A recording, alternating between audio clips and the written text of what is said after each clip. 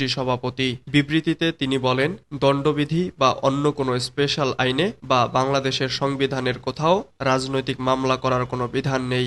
রাজনীতি কোনো অপরাধ নয়, এই জন্য রাজনীতিবিদদের নামে রাজনৈতিক মামলা দায়েরের বিধান সরকারের বা রাষ্ট্রের কোনো আইনে নেই। সরকারের সর্বোচ্চ পদ থেকে এই ধরনের ভিত্তিহীন বক্তব্য গ্রহণীয় নয়। রাজনৈতিক মামলার নামে অতীতেও কোনো মামলা ছিল না, বর্তমানেও নেই এবং ভবিষ্যতেও থাকবে না।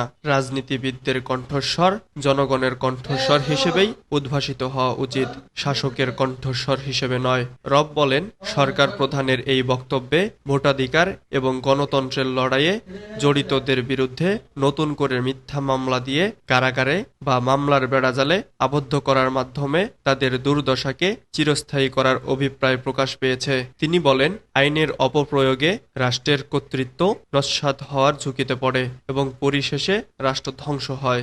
জেএসডি সভাপতি বলেন, অতীতে আওয়ামী লীগ সভানেত্রী সুনির্দিষ্ট মামলার সম্মুখীন হয়ে কারাগারে ছিলেন, কিন্তু পরবর্তীতে সেসব মামলা থেকে তাকে খালাস দেওয়া হয়েছে। অতীতকে মনে রাখাই রাজনীতিবিদদের ঐশ্বর্য।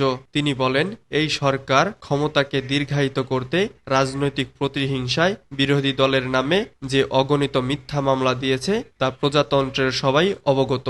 বিএনপির নেতাকর্মীদের ফৌজদারি মামলার আসামি করে পুলিশ নিজেই বাদী এবং সাক্ষী হয়ে দণ্ড প্রদানের যে প্রক্রিয়া চালু করেছে তা নজিরবিহীন, বেআইনি এবং সভ্যতা বিরোধী।